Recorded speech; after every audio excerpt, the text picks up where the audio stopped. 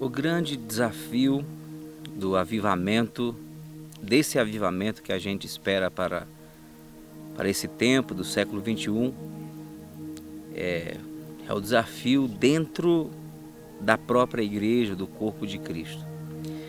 Porque em relação ao mundo, em relação ao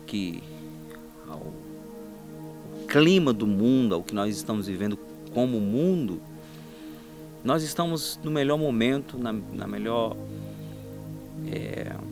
melhor cenário da história para se viver o grande e, por que não dizer, o mais poderoso avivamento que a história vai experimentar.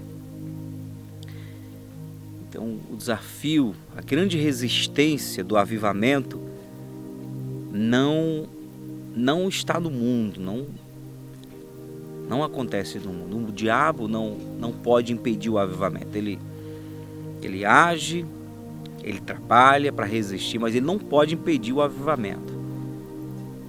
Porque o avivamento já é promessa de Deus.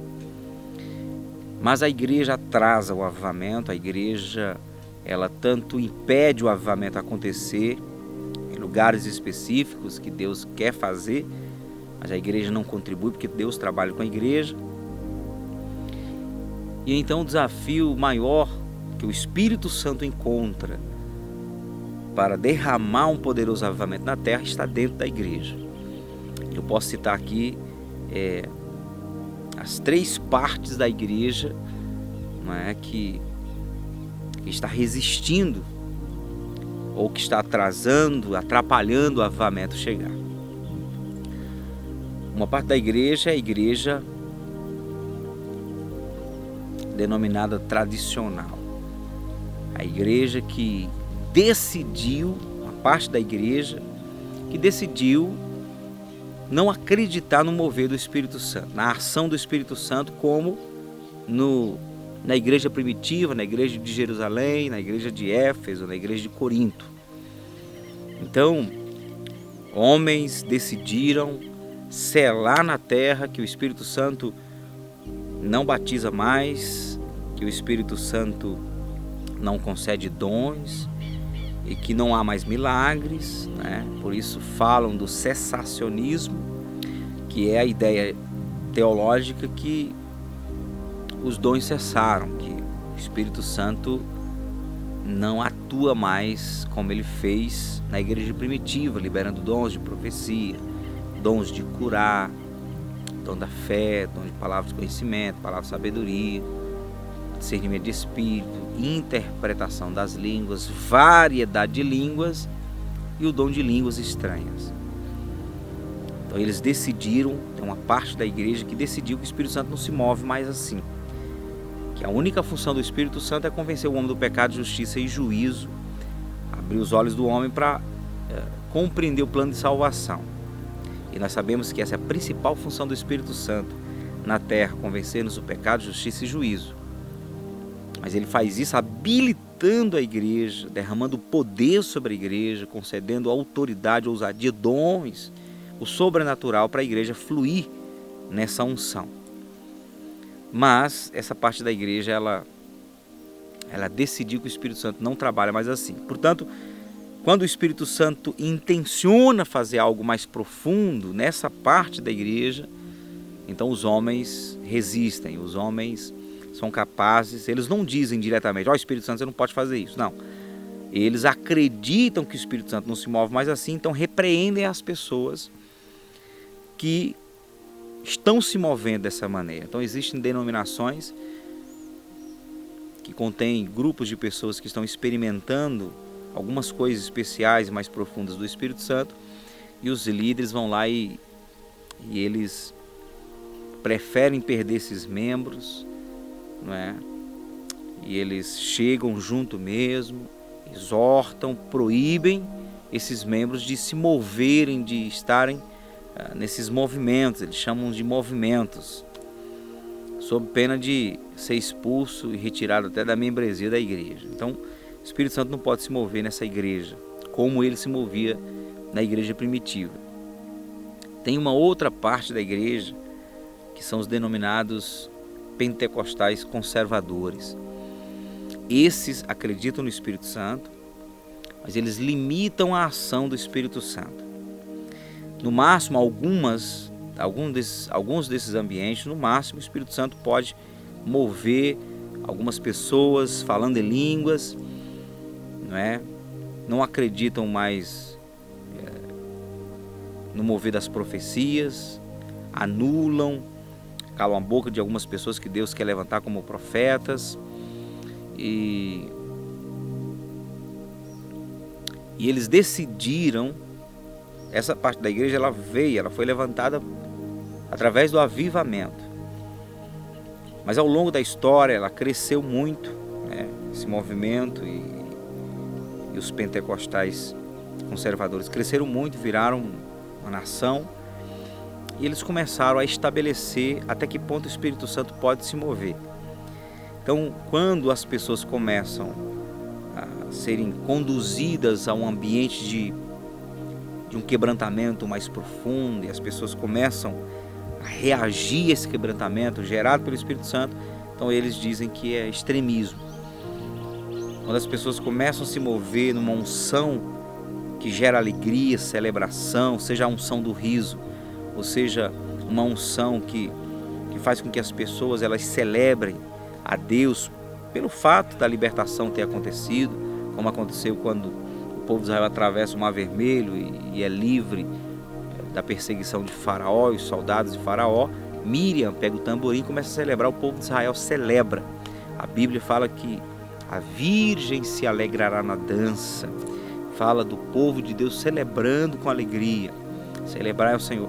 Então, esse tipo de igreja, quando o povo começa a se mover nesse clima de alegria que o próprio Espírito Santo gera, então eles deduzem que é carnalidade, que esse povo não pode se mover assim, que não é o Espírito Santo. As pessoas não podem cair. O peso da glória de Deus que desceu no templo de Salomão, que os sacerdotes não puderam estar de pé, através do anjo Gabriel, que Daniel não conseguiu ficar em pé. Aquele momento em que Jesus se revela para os judeus, sou eu, e os soldados caem no chão por causa dessa glória. Saulo cai no chão por causa da glória. O próprio apóstolo João, na ilha de Patmos, cai no chão como morto por causa da presença.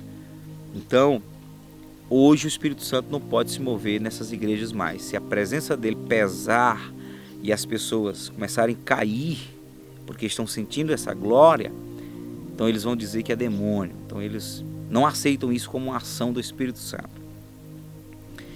Decidiram limitar a ação do Espírito Santo. Se as pessoas começarem a se moverem de uma maneira estranha, gemendo, agonizando, chorando, então eles bloqueiam isso, porque decidiram que o Espírito Santo age somente daquela maneira como eles acreditam. E, infelizmente, é um ambiente que fala do Espírito Santo, acredita no Espírito Santo, mas são como barulhos sem conteúdo. Então esse é um outro ambiente que o Espírito Santo encontra grande desafio para se mover, porque o altar não libera para que o Espírito Santo... E pastor, mas Espírito Santo não é Deus? Como é que o Espírito Santo é Deus e respeita os limites colocados pelos homens? Pois é, o Espírito Santo ele decide respeitar o que ele mesmo liberou sobre o homem. Quando Jesus vai corrigir a igreja de Laodiceia, ele não obriga a igreja, embora ele reconheça que a igreja é morna, e ele diz, vou vomitar-te da minha boca. Ele não atropela a igreja, ele não diz, olha, eu vou arrebentar com vocês, vou entrar e vou organizar a casa. Não, ele não diz isso. Ele diz, aconselho-te que de mim compres ouro purificado no fogo, colírio para os seus olhos para que possa ver,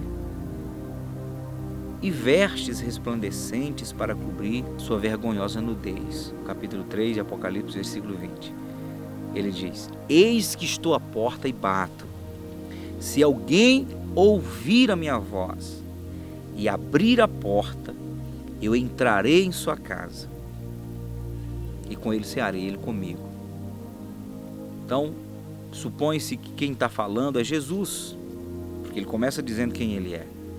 Mas ele mesmo termina o texto dizendo: quem tem ouvidos, ouça o que o Espírito diz às igrejas. Então ali era o próprio Espírito Santo falando, que estava do lado de fora, queria entrar, porque a maneira de Jesus entrar na igreja, cear com a igreja, ter comunhão com a igreja, é por meio do Espírito Santo. Ele falou: eu irei, mas enviarei o Consolador. Então Jesus está aqui porque o Espírito Santo é o Espírito de Jesus. E está lá o Espírito Santo dizendo: eu estou do lado de fora. Se você me ouvir e abrir a porta, eu entro. Caso contrário, eu não posso entrar. Então, é o Senhor mesmo que decidiu respeitar o princípio. Ele dá uma autoridade e ele mesmo respeita o princípio. Tem muitas igrejas morrendo, vazias, e o povo questionando: por que é que Deus está vendo que essa igreja está esfriando, está vazia e não faz nada? Porque Deus, ele faz por meio do anjo, a liderança. Se a liderança decidiu fechar o coração para a ação do Espírito, ele não vai se mover. Então, nós temos uma igreja, por um lado, tradicional, que decidiu que o Espírito Santo não se move lá. Temos uma outra igreja pentecostal que crê no Espírito Santo, mas que decidiu até que ponto o Espírito Santo pode agir. E nós temos uma outra igreja entre as duas, que é a igreja independente. São denominações que não estão ligadas a convenções, que não têm uma herança histórica, conservadora, uma igreja mais livre, uma igreja que declara mais dependência do Espírito Santo. Essas igrejas, elas estão buscando, não é? Essas denominações estão buscando mais o Espírito Santo, estão tendo mais liberdade. E, por incrível que pareça, e eu falo com muita alegria, que no Brasil nós estamos tendo focos de avivamentos. Em vários lugares do Brasil, nos 4 cantos do Brasil, Deus está levantando desses ambientes de igrejas independentes focos de avivamento. Líderes que estão buscando em algum lugar avivamento, ou estão buscando no secreto, e estão trabalhando a mentalidade da igreja sobre essa dependência do Espírito Santo. Estão profetizando, porque é o próprio Espírito de Deus que está usando os profetas para profetizar e chamar à existência o avivamento, que eu creio que é o avivamento que vai preparar a igreja para o arrebatamento. O problema é que parte dessas igrejas que estão declarando isso, que estão acreditando, estão buscando, também limitam o Espírito Santo. Elas buscam, o Espírito Santo começa a mover-se, começa a tocar o povo, e o povo começa a celebrar apenas esses toques, esquecem de ser mais profundos, de buscar o Senhor mais profundamente. E aí o avivamento tão esperado se resume em apenas celebrações, momentos de grandes alegrias, que também é mover do Espírito Santo, mas o Senhor quer que a gente busque Ele mais profundamente. O avivamento da Coreia do Sul, o avivamento de Jerusalém, de Samaria, de Éfeso, de Corinto, o avivamento da Inglaterra nos tempos de John Wesley, nos Estados Unidos nos tempos de Charles Finney, em Gales nos tempos de Evan Roberts, o avivamento da Rua Azusa nos tempos de William Seymour, e outros avivamentos, avivamento de Pensacola, avivamentos de Toronto. Esses avivamentos, eles não vieram assim, não vieram à toa. Eles vieram por buscas profundas, buscas intensas, constantes, perseverantes, de parte da igreja do Senhor. E eu louvo a Deus porque, apesar de ver esses limites em alguns lugares, as pessoas celebrando o que ainda não aconteceu, também vejo, por outro lado, famintos, homens e mulheres famintos, por um avivamento mais profundo, e Deus está encontrando pessoas, horas e horas, trancadas no secreto, buscando esse mover do Espírito Santo, esse avivamento pessoal, porque se nós queremos um avivamento coletivo, precisamos buscar um avivamento pessoal. Não devemos tentar levar um povo a um lugar que nós não estamos indo.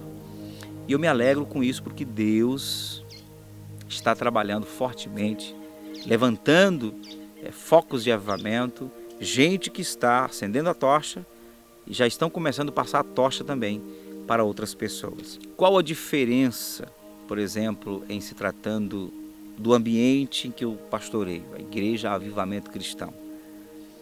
Por que eu diria, por exemplo, que nós somos privilegiados? Estamos, por misericórdia, dando passos maravilhosos. Porque nós começamos como igreja por causa do avivamento. A igreja começou com o sonho de buscar um avivamento. Segundo, a liderança, os pastores creem em avivamento, falam de avivamento, inspiram para avivamento, criam programas de avivamento, viajam buscando avivamento. Então, se do altar está saindo uma palavra que aponta para o avivamento, a chance dessa igreja, desse povo, experimentar esse avivamento é maior. Agora a consciência que a gente tem é que o avivamento não vem apenas por falar de avivamento. O avivamento vem por pagar o preço por avivamento. Por ser o grão de trigo que caindo na terra morre para dar muitos frutos. Por ser realmente essa voz que, ao invés de bater o coração do povo e incomodar o ouvido das pessoas, essa voz primeiro toca a porta do céu.